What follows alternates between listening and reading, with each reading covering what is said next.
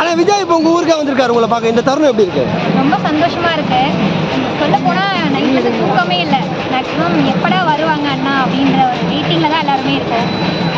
ஆனால் இதெல்லாம் ஓட்டா மாறாதுன்றாங்க. கண்டிப்பா மாறி. எப்படி நான் இவ்வளோ தூரம் நாளாக சென்னையிலேருந்து வந்திருக்கேன். இந்த மாதிரி எவ்வளோ பேர் இங்கே வந்திருப்பாங்க. அதே மாதிரி தான் ஒர்க் விட்டுட்டு இன்னொன்று வெளியூர்லேருந்து இந்த மாதிரிலாம் நிறைய இருக்குது. எல்லாருக்குமே கமிட்மெண்ட்லாம் அது எல்லாத்தையும் நாங்கள் ஸ்கிப் பண்ணிட்டு வந்திருக்கோம்னா கண்டிப்பாக ஓட்டா மாறும். அது வந்து இப்போ வேணால் அங்கே சொல்கிறாங்களா சொல்லிட்டு போதும். 26ல் நீங்கள் பாருங்க, கண்டிப்பாக அது சேஞ்ச் கண்டிப்பாக இருக்கும். கொள்கை இல்லாத கூட்டணி, கொள்கை இல்லாத கூட்டம் சொல்கிறாங்க. பண்ணுறாங்களே என்ன ஸ்கீம்லாம் வச்சுருக்காங்க, என்னெல்லாம் செஞ்சுருக்காங்க. செய்யாததே இவ்வளோ லிஸ்ட்டு போட்டாரு தலைவர். அப்போ வந்து அதை வந்து படித்து சொல்கிறாங்க. நாங்கள் அதெல்லாம் படித்து தான் சொல்லணும், இல்லை பக்கமாக எழுதி தான் சொல்லணும். இதெல்லாம் மெமரியிலே வச்சுக்க முடியாதுல்ல. அவ்வளோ லிஸ்ட்டு வந்து செய்யவே இல்லை. அப்படி வந்து ஒரு விஷயத்த சொல்லி தான் செய்யணும். இல்லை தலைவரை வந்து எல்லாத்தையுமே செய்வாங்க. செய்யும் போது எல்லாருக்குமே புரியும். அதுதான் கொள்கை என்ன கேட்டால். இத்தனை வருஷம் ஆண்ட கட்சிகளாக இவ்வளோ பேர் இருக்காங்க, இவங்களை தாண்டி எதுக்கு விஜய்க்கு ஓட்டு போகணும்னு நினைக்கிறீங்க? சரி, இவ்வளோ வருஷமாக இருக்கிற கட்சி இருக்குல்ல, நான் சொல்கிறேன், நான் எனக்கு இப்போ 30 ஏஜ் ஆகுது. இது வரைக்கும் நான் ஒரு எலெக்ஷன் கூட ஓட்டு போடுறது கிடையாது. ஏன்னா எனக்கு ஒரு கிளாரிட்டி இல்லை.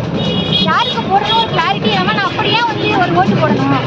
நான் வந்து தளபதி ஃபேன்லாம் கிடையாது. ஆனால் பர்சனலாக எனக்கு பிடிக்கும். அவர் வந்தால் கண்டிப்பாக நான் ஓட்டு போடுவேன்ற மாதிரி தான் நான் இருக்கேன். இதே மாதிரி எவ்வளோ பேர் இருப்பாங்க.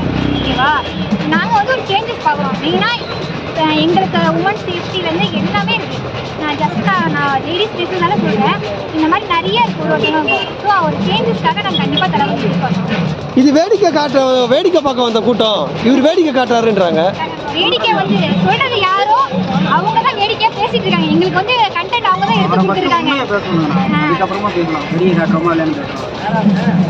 கடுமையாக பேசியிருக்கிறார் சீமானு. அவர் வந்து அவருடைய பயத்தோட வெளிப்பாடு தான் கிடைக்கும். யாரை பத்தி ஆப்போசிட்டா பேசுறாரோ இப்ப அவங்களுக்கு வந்து ஒரு சப்போர்ட்டா பேசுறாரு. எல்லாத்துக்கும் வந்து பணம் தான், பணம் எல்லாத்தையும் சேஞ்ச் பண்ணுன்ற மாதிரி அவர் பேசுறாரு. பேசவே தெரியுது ஃபுல் அண்ட் ஃபுல் பணம் மட்டும்தான் அப்படின்னு. ஸ்டாலினை சந்திக்க முன்னாடி ஒரு பேச்சு பேசினாரு, இப்போ ஒரு பேச்சு. இதுக்கு முன்னாடி போன வருஷம்லாம் வந்து டிஎம்கே வறுத்து எடுத்துருந்தாரு. தளபதி ஒரு வார்த்தை சொன்னதை வந்து அவங்க எப்படி சொல்றாங்க, பிஎம் இந்த வார்த்தை சொல்லிட்டாங்க சொன்னாங்க.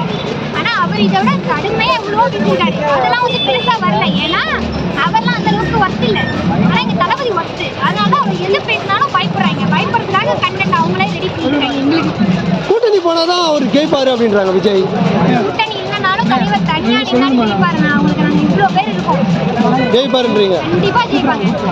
யாருக்குமே இல்லை. 2026 கண்டிப்பா முழுக்க தமிழக வெற்றி கலந்து. நன்றிங்க. என்னப்பா